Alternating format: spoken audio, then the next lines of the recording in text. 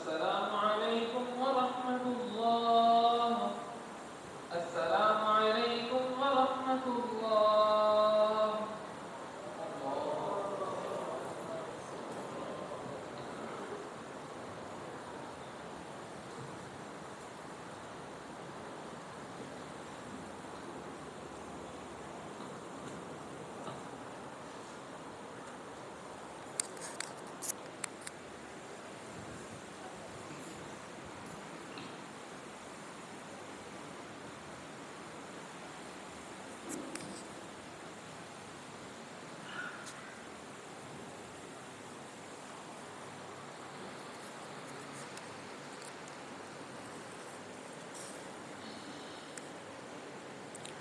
السلام علیکم ورحمۃ اللہ وبرکاتہ۔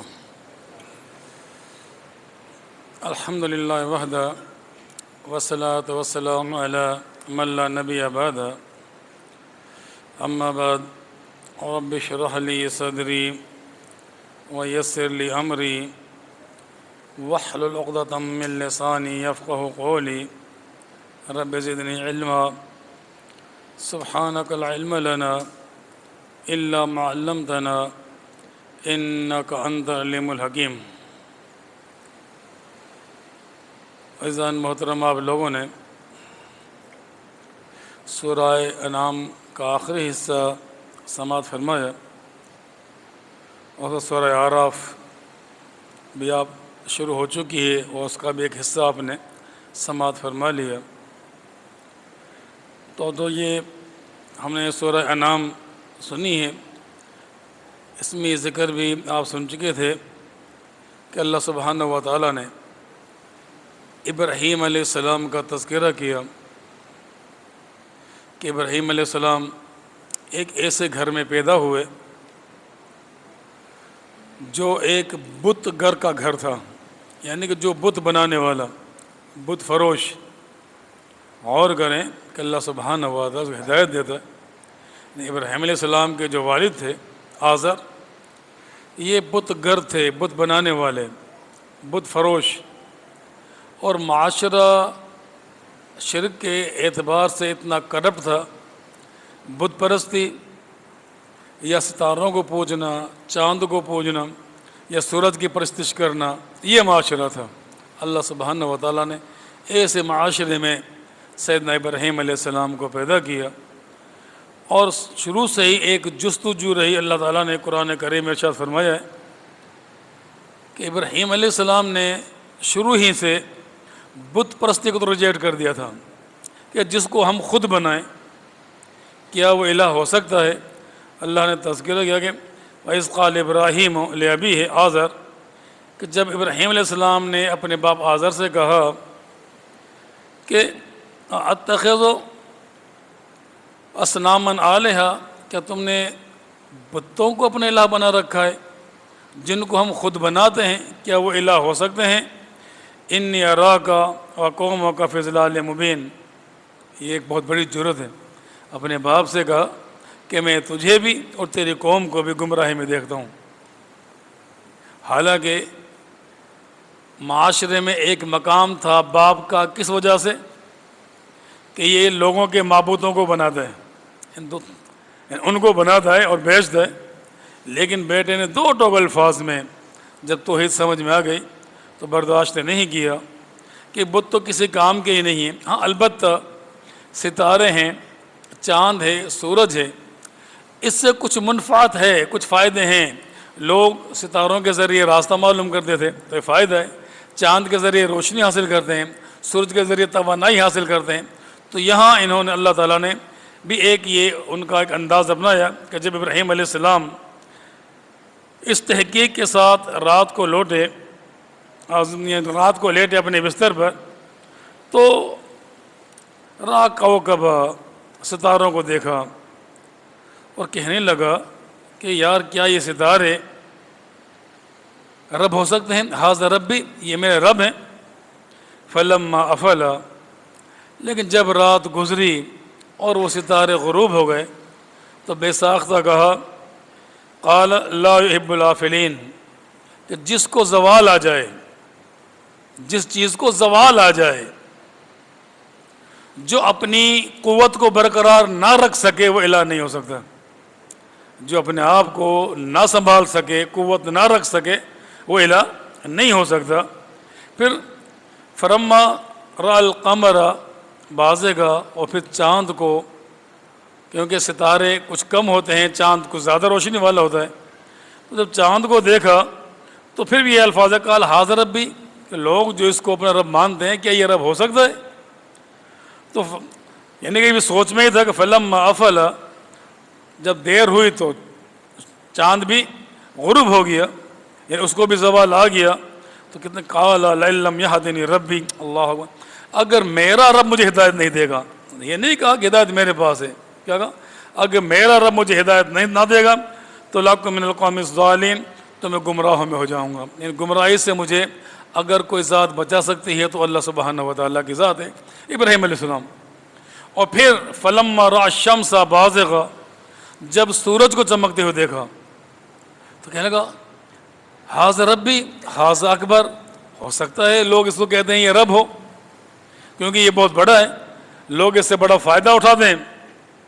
فلما افلت، لیکن شام کو جب وہ بھی غروب ہو گیا، اس کو بھی زوال آ گیا، تو قال یا قوم، اپنی قوم سے کہا کہ میرے قوم کے لوگوں، جن جن چیزوں کو تم نے اب تک پوجا ہے سب کو میں نے چیک کر لیا، سب کو زوال آ گیا. تو کہا کہ انی بریء مما تشرکون، کہ میں بیزاری کا اظہار کرتا ہوں، تنگ ہوں ان سے جن کو تم پوجتے ہو اللہ تعالیٰ کے علاوہ. انی وجہت وجہ الذی فطر السماوات والارض، میں نے تو اپنا رخ اس اللہ کی طرف کر دیا جو زمین آسمان کا خالق ہے. حنیفہ، میں یکسو ہو گیا. وما انا من المشرکین، میں مشرکوں میں سے نہیں ہوں. تو یہ اللہ سبحانہ و تعالیٰ نے ابراہیم علیہ السلام کو ایک بہت بڑی سعادت بخشی، اور ایک تحقیق کے ذریعے ہمیں بھی سبق دے دیا کہ دیکھیں ہدایت کے لیے ضروری ہے کہ آنکھیں بند نہ کی جائیں، آنکھوں کو کھول کر الکل کو استعمال کرتے ہوئے کوشش کی جائے. اور اللہ تعالیٰ نے یہ فرما دیا کہ ہمارے ہاں اکثریت کو دیکھا جاتا ہے کہ یار اکثریت کہاں پر جا رہی ہے. تو اللہ تعالیٰ نے آپ صلی اللہ علیہ وسلم کو مخاطب کیا کہ وَإِن تُطِعْ أَكْثَرُ مَنْ فِي الْأَرْضِ، اگر زمین میں تم ان کی اطاعت کرو گے، ان کی بات مانو گے جو کثیر تعداد میں، اکثر کہا جاتا ہے یار اتنے سارے لوگ، اتنی کثیر تعداد. تو اللہ تعالیٰ فرماتا ہے پیغمبر صلی اللہ علیہ وسلم اگر آپ اکثریت کی اتباع کرو گے تو اللہ نے فرمایا کہ یضلوک عن السبیل، کہ تمہیں سیدھے راستے سے گمراہ کر دیں گے. گویا کہ اکثریت کبھی بھی حق پر نہیں ہوا کرتی. اکثرہم لا یؤمنون، اکثر ایمان نہیں لاتے. اکثرہم لا یعقلون، اکثر عقل استعمال نہیں کرتے. قلیلا ما تذکرون، کم ہوتے ہیں جو غور کرتے ہیں، سمجھتے ہیں، عقل استعمال کرتے ہیں. یہ اللہ کا قرآن ہے. اور پھر اللہ فرمایا کہ یہ جو اکثر ہے نا، یہ کیا کرتے ہیں؟ ان یتبعون الا الظن، ان کا کام ہی اپنا، علم نہیں ہوتا ان کے پاس، عقل ہوتی ہے. یار میں سمجھتا ہوں کہ دین اس چیز کا نام ہے، یار میں سمجھتا ہوں اس میں کوئی برائی نہیں ہے، یار میری عقل یہ کہتی ہے کہ ایسا ہے. یقین کریں کہ جو لوگ اپنی عقل کو استعمال کرتے ہیں کثرت کے ساتھ، وہ انسان کو گمراہی میں پہنچا دیتے ہیں، یعنی ان کے پاس ہدایت نہیں ہوتی. اللہ سب وَاعْلَمُوا أَنَّ فِيكُمْ رَسُولُ اللَّهِ لَوْ يُطِيعُكُمْ فِي كَثِيرٍ مِنَ الْأَمْرِ لَعَنِتُّمْ. یہ سورہ حجرات کے الفاظ ہیں کہ لوگوں جان لو، صحابہ کرام مخاطب تھے اس وقت، تمہارے درمیان اللہ کے رسول موجود ہیں صلی اللہ علیہ وسلم، اگر یہ تمہاری بات ماننا شروع کر دیں، حالانکہ صحابہ کرام ہیں، عام لوگ نہیں ہیں، اگر یہ تمہاری بات ماننا شروع کر دیں لعنتم، مشقت میں پڑ جاؤ گے، ہلاکت میں پڑ جاؤ گے. گویا کہ شریعت آپ صلی اللہ علیہ وسلم کے فرمان کا نام ہے، نہ کہ ان کی رائے کا نام. صحابہ کرام سے کہا اگر تمہاری بات بھی یہ پیغمبر ماننے لگ جائے، اس کی بات پر عمل کرنا شروع کر دے، تو تم مشقت میں پڑ جاؤ گے. لیکن اللہ تعالیٰ نے وَلَكِنَّ اللَّهَ حَبَّبَ إِلَيْكُمُ الْإِيمَانَ وَزَيَّنَهُ فِي قُلُوبِكُمْ، اللہ نے تمہارے دلوں میں ایمان کو محبوب بنا دیا اور مزین کر دیا. اب تمہیں ایمان کے علاوہ کوئی بات سمجھ میں نہیں آتی. یہ اللہ تعالیٰ کی ان کے لیے ایک شان ہے کہ ان کو اللہ تعالیٰ نے یہ مقام عطا فرما دیا.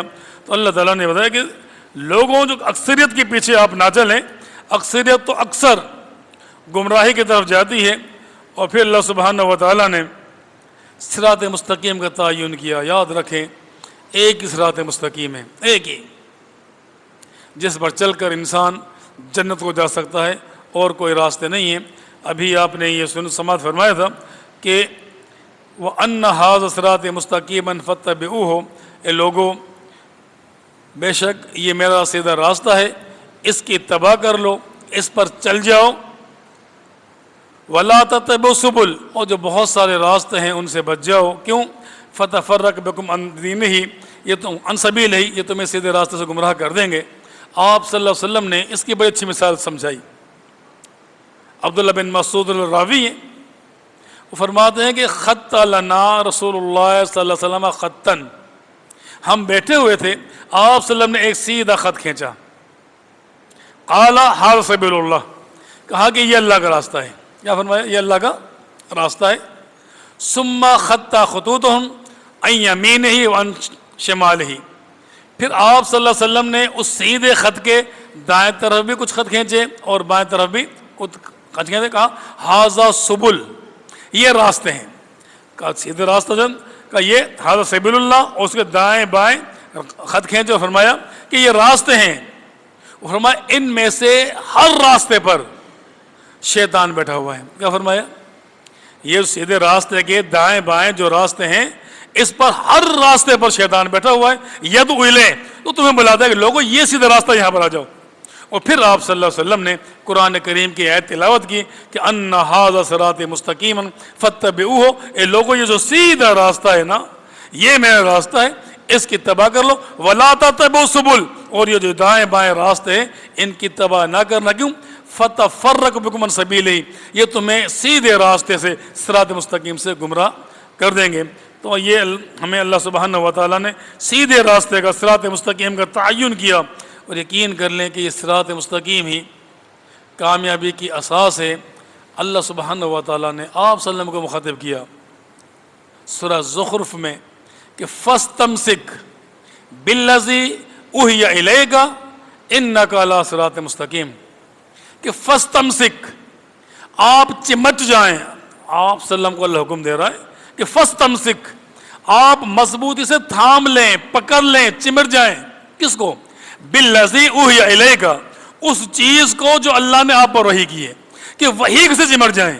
یعنی کہ یہ اللہ تعالیٰ آپ صلی اللہ علیہ وسلم کو حکم دے رہا ہے قرآن کریم کے اندر کہ فَاسْتَمْسِكْ، آپ چمٹ جائیں، بِالَّذِي أُوحِيَ إِلَيْكَ، اس وحی کو جو اللہ نے آپ پر نازل کی ہے، إِنَّكَ عَلَىٰ صِرَاطٍ مستقیم، تو آپ صراط مستقیم پر ہوں گے۔ کب؟ جب آپ وحی الہی سے چمٹ جائیں گے۔ تو صراط مستقیم کا تعین کیا ہے کہ انسان سے، یعنی جو وحی الہی ہے اس وحی الہی سے چمٹ جائے، یہ کامیابی کا اساس ہے۔ اور پھر اللہ سبحانہ و تعالیٰ نے کہا کہ اپنے آپ کو اللہ کا سپرد کر دو۔ تو آپ سیدنا ابراہیم صلی اللہ علیہ وسلم کے الفاظ فرمائے تھے کہ قل ان صلاتی و نسکی و محیای و مماتی للہ رب العالمین لا شریک لہ و بذالک امرت، کہ آپ کہہ دیں ان صلاتی، میری نماز، نماز کا مطلب میرا قیام، میرا رکوع، میرا سجدہ، یہ قیام رکوع سجدہ، ونسکی کی میری قربانی، مالی جو بھی عبادات ہیں جو پیسے کے ذریعے کی جاتی ہے، وہ محیای و مماتی، میری زندگی اور موت، پوری زندگی کا مقصد، میری موت اسی لیے، للہ رب العالمین، ایک اللہ کے لیے، ایک اللہ کے لیے۔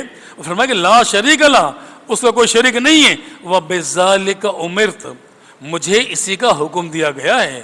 یہ میں اپنی مرضی سے نہیں کہہ رہا، بلکہ میرے اللہ نے مجھے حکم دیا ہے کہ آپ نے اپنی پوری کی پوری جسمانی عبادات، پوری مالی عبادات، تمہاری زندگی، تمہاری موت ایک اللہ کے لیے ہونی چاہیے۔ یہ ایک کامیابی کی اساس ہے، کامیابی کی بنیاد ہے۔ اور پھر اللہ سبحانہ و تعالیٰ نے سورہ اعراف میں پہلے تو یہ حکم دیا کہ اتبعوا ما انزل الیکم من ربکم، کہ لوگوں صرف اس چیز کی اتباع کر لو جو اللہ نے نازل کی ہے، ولا تتبعوا من دونہ اولیاء، ان کے علاوہ کسی اور کے پیچھے آپ نہ چلیں ورنہ گمراہ ہو جائیں گے۔ اور پھر اللہ سبحانہ و تعالیٰ نے ہمیں یہ بتایا کہ شیطان کا تذکرہ کیا کہ شیطان اور آدم علیہ السلام کا اللہ تعالیٰ نے بڑی تفصیل کے ساتھ ذکر کیا، بلکہ اس سے پہلے اللہ تعالیٰ نے فرمایا کہ والوزن یوم اذن الحق، کہ قیامت کے دن اعمال کا وزن ہونا حق ہے۔ یاد رکھیں، یقین کریں، یہ معمولی بات نہیں ہے۔ جب آپ صلی اللہ علیہ وسلم سے پوچھا گیا نا کہ قیامت کے دن آپ کو تو اپنے گھر والے یاد ہوں گے، تو آپ نے فرمایا کہ ثلاثۃ موات ہے نا، کہ 3 جگہ ایسی ہیں کہ جہاں کوئی بھی کسی کو یاد نہیں کرے گا، مجھے بھی اپنے گھر والے یاد نہیں آئیں گے۔ ان میں سے ایک یہ بھی ہے، جب ترازو قائم کر دیا جائے گا، وزن تولا جائے گا، کہ فَأَمَّا مَنْ ثَقُلَتْ مَوَازِينُهُ فَهُوَ فِي عِيشَةٍ رَاضِيَةٍ، جس کے وزن بھاری ہو گئے، پرتعیش زندگی میں ہو جائے گا، کامیاب ہو جائے گا۔ وَأَمَّا مَنْ خَفَّتْ مَوَازِينُهُ فَأُمُّهُ حَاوِيَةٌ وَمَا أَدْرَاكَ مَا هِيَ نَارٌ حَامِيَةٌ، جس کا وزن ہلکا پڑ گیا، اللہ اکبر، فَأُمُّهُ حَاوِيَةٌ، وہ حاویہ میں جائے گا۔ وَمَا أَدْرَاكَ مَا هِيَ، تمہیں کیا پتا حاویہ کیا ہے؟ نارٌ حامیہ، یہ اللہ تعالیٰ کی دیکھا ہی آگے، اس کو اللہ نے دیکھا جاؤ، وہ آگ ہوگی۔ کہا کہ جس کا وزن ہلکا ہو گیا، سیدنا عمر بن خطاب رضی اللہ عنہ کہا کہ لوگوں اوزنوہا، اپنے اعمال کا، اپنے نفسوں کا وزن کر لو دنیا میں، قبل ان توزنوہا، اس سے پہلے کہ اللہ تعالیٰ تمہارا وزن شروع کر دے۔ دنیا میں تو تم اپنا وزن بڑھا سکتے ہو نیک عمل کے ذریعے، اللہ سے توبہ کر کر گناہوں کو مٹا سکتے ہو، وزن بڑھ جائے گا، لیکن جب دنیا سے چلے گئے، اللہ نے وزن کرنا شروع کر دیا، اب وزن بڑھانے کی کوئی گنجائش باقی نہیں رہے گی، پھر تو وہی ہوگا جو تم کر چکے۔ تو کہتے ہیں لوگوں دنیا میں اپنے آپ کو چیک کر لو، اوزنوہا، اپنے نفسوں کا وزن کر کے دیکھ لو، ایسا نہ ہو کہ کل قیامت کے دن خسارے میں چلے جاؤ اور جہنم کا ایندھن بن جاؤ۔ اور پھر اللہ سبحانہ و تعالیٰ نے کہا کہ بھائی آدم علیہ السلام کا ذکر کیا، پیدا کیا، آپ جانتے ہیں، سجدے کا حکم دیا فرشتوں کو، شیطان نے سجدہ نہیں کیا۔ آدم علیہ السلام کو نجات کیوں مل گئی؟ غلطی مان لی۔ شیطان کیوں برباد ہو گیا؟ غلطی کو نہیں مانا، یعنی غلطی ماننے کے بجائے دلائل دینے لگا۔ جب اللہ تعالیٰ نے پوچھا کہ ماں منع کا ان تسجد اذ امرتک، کہ کس چیز نے تجھے من رو کے رکھا، یعنی دیکھیں اللہ تعالیٰ حالانکہ نافرمان بھی دیکھ لی نا، سجدہ نہیں کیا، نہیں پکڑا بھی، اللہ حجت قائم کر رہا ہے ہر شخص پر۔ اس سے پہلے سوال کیا، بھائی کوئی مجبوری تو نہیں تھی کہیں؟ غور کریں اللہ کتنا رحیم ہے، حالانکہ اس نے نافرمانی کی فوراً پکڑ لیتا، نہیں، ابھی اس سے حجت قائم کی کہ ماں منع کا، بھائی کوئی مسئلہ تو نہیں تھا تیرے ساتھ، کوئی مجبوری ہو سکتا ہے، کہ ماں منع کا ان تسجد اذ امرتک، کس چیز نے تجھے رو کے رکھا سجدہ کرنے سے جبکہ میں نے حکم دیا تھا؟ تو نے قال انا خیر منہ، اب اس نے جب اللہ تعالیٰ نے سن لیا کہ کوئی مجبوری نہیں تھی بلکہ کبر تھا، اللہ کی عبادت سے جو انکار کر دے سمجھ جائیں یہ تکبر ہے۔ کوئی یہ نہ تو تکبر نہیں کر، نہیں، اللہ تعالیٰ کی طرف بلایا جائے وہ نہ آئے، یہ نافرمانی بھی ہے، کبر بھی ہے، تکبر بھی ہے۔ شیطان نے سجدہ نہیں کیا، یہ نہیں کہ میں نہیں کر رہا، بلکہ کیا نہیں، عمل کے طور پر انکار کیا، اللہ نے اس کو تکبر کہا ہے۔ شیطان نے سجدہ اللہ نے حکم دیا، وہ کھڑا رہا، اس نے سجدہ نہیں کیا، اس کا عمل نہ کرنا انکار بھی قرار پایا اور تکبر بھی قرار پایا۔ تو یاد رکھیں جو اللہ تعالیٰ بلائے اللہ کی طرف نہ آئے وہ انکار بھی ہے اور تکبر بھی ہے۔ تو اس نے کیا کہا کہ انا خیر منہ، میں اس سے بہتر ہوں۔ کیوں بہتر ہوں؟ کہ خلقتنی من نار وخلقتہ من طین، مجھے آگ کے شعلے سے بنایا ہے اور اس کو کھنکھناتی مٹی، سڑی ہوئی مٹی سے بنایا ہے، میں بہتر ہوں۔ اللہ تعالیٰ کے مقابلے میں تو کہتا ہے کہ میں بہتر ہوں، میرے پاس دلیل ہے۔ ہم لوگ بھی ایسا کرتے ہیں، اپنے عقل سے دلائل گھڑ لیتے ہیں اللہ تعالیٰ کے فرمان کے مقابلے میں۔ بہرحال شیطان کو جب اللہ نے نکال دیا، پتہ اس نے کیا الفاظ کہے تھے اللہ تعالیٰ سے؟ قال فبما اغویتنی، اے اللہ اس آدم کی وجہ سے تو نے مجھے گمراہ کیا ہے۔ کتنی بڑی بدبختی ہے، یہ نہیں کہتا مجھ سے غلطی ہوئی ہے، اللہ پر الزام لگا رہا ہے کہ اللہ اس آدم کی وجہ سے تو نے مجھے گمراہ کیا ہے۔ اور پھر پتہ کیا کہا اس نے؟ اللہ اکبر، لَأَقْعُدَنَّ لَهُمْ صِرَاطَكَ الْمُسْتَقِيمَ، اے اللہ اب میں اس آدم کے بیٹے کے لیے ہر صراط مستقیم پر جو یہ سیدھا راستہ سے بیٹھوں گا، کیا کروں گا؟ اس کے سیدھے راستے پر بیٹھ جاؤں گا۔ ثُمَّ لَآتِيَنَّهُمْ، اور پھر میں ان کے پاس آؤں گا، من بین ایدیہم ومن خلفہم، سامنے سے آؤں گا، پیچھے سے آؤں گا، دائیں سے آؤں گا، بائیں سے آؤں گا، قسم کھائی کہ میں ان کو چھوڑوں گا نہیں، اور ولا تجدن اکثرہم شاکرین، اور تو اکثریت کو شکر گزار نہیں پائے گا، اکثریت کو میں گمراہ کر دوں گا. یعنی اس نے قسم کھائی، اس پر لگا ہوا ہے اب تک گمراہی کے لیے. اللہ سبحانہ و تعالیٰ نے ہمیں یہ چیزیں بتلا دیں تاکہ کل کو یہ نہ کہیں کہ اللہ ہمیں پتہ نہیں تھا کہ یہ شیطان تمہارا دشمن ہے اور تمہیں گمراہی پر لے کر جاتا ہے. اور یہی بات اللہ سبحانہ و تعالیٰ نے آدم علیہ السلام سے بھی کہی تھی، آدم جنت میں چلا جا تو تیری بیوی، یہ شیطان تمہارا دشمن ہے، تمہیں گمراہ نہ کر دے، جنت سے نہ نکلوا دے. لیکن شیطان کو اللہ نے کچھ اختیارات دیے ہیں. وہ ہمارے جسم میں خون کی طرح گھومتا ہے، وہ معلوم کر لیتا ہے ہمیں کیا چیز پسند ہے. اس کو پتا تھا کہ آدم علیہ السلام کبھی بھی اللہ تعالیٰ کی نافرمانی نہیں کرے گا، وہ جانتا تھا. اس نے محسوس کر لیا کہ آدم علیہ السلام ہمیشہ جنت میں رہنا چاہتا ہے. اب ایک ہی طریقہ ہے کہ اس کو لالچ دیا جائے کہ تو ہمیشہ جنت میں کیسے رہے گا. سوچ، یعنی اس کی انسان کی سوچ کے مطابق گمراہ کرتا ہے، سوچ کے مخالف گمراہ نہیں کرتا ہے. سمجھ لیں آپ لوگ، ہم شاید یہ سمجھتے ہیں کہ جی وہ ہم سے نماز چھڑوا دے گا، نہیں، وہ آپ کی سوچ کے مطابق گمراہ کرتا ہے جو آپ چاہتے ہیں. اس نے محسوس کر لیا کہ آدم علیہ السلام ہمیشہ جنت میں رہنا چاہتا ہے، تو سیدھا ایک بھلا مانس کے انداز میں وہاں پہنچا. پتہ کیا کہنے لگا؟ اللہ اکبر، کہ ما نہاکما ربکما من ھذہ شجرہ. دونوں کے پاس گیا بھلا مانس میں، کہا کہ دیکھیں تمہارے رب نے جو تمہیں اس درخت کے کھانے سے منع کیا ہے، پتہ ہے اس درخت کا فائدہ کیا ہے؟ جو اس کو کھا لیتا ہے وہ ہمیشہ کے لیے جنتی بن جاتا ہے. دیکھیں بندہ کیا کہا کہ جو اس کو چکھ لے وہ ہمیشہ کے لیے یا تو اعلیٰ فرشتہ بن جاتا ہے یا ہمیشہ کے لیے جنتی بن جاتا ہے. وَقَاسَمَهُمَا إِنِّي لَكُمَا لَمِنَ النَّاصِحِينَ. قسمیں کھانے لگا، اللہ قسمیں، کہ یار میں تمہارا خیر خواہ ہوں، میں تمہارا ہمدرد ہوں. آپ مجھے بتائیں کوئی بھلا ہمارے پاس آ جائے اور ہماری بھلائی کی باتیں کرے اور قسمیں کھائیں، ہم کیا کہیں گے؟ یار تو بھلا. تو اس بیچارے نے آدم علیہ السلام نے، جو جنت کا شوق تو تھا ہی، اس کی بات کو مان لیا. اور فلما ذاق الشجر، اور جب اس درخت کو چکھ لیا، میں یقین کریں اکثر کہتا ہوں، یعنی جس درخت کو اللہ نے حرام کیا تھا اس حرام کو کھایا نہیں، چکھا ہے. اس حرام کو چکھا ہے، جنت نے برداشت نہیں کیا. جو جنت حرام کھانا تو دور کی بات ہے، چکھنے کو برداشت نہ کرے، حرام کھانے والا کہاں جائے گا؟ کبھی سوچو کہ آدم علیہ السلام نے صرف اس کو فلما ذاق الشجر، اس درخت کو چکھا ہے، جنت کا لباس اترنا شروع ہو گیا، جنت کے پتوں سے اپنے آپ کو چھپانے لگے. اللہ اکبر کبیرہ.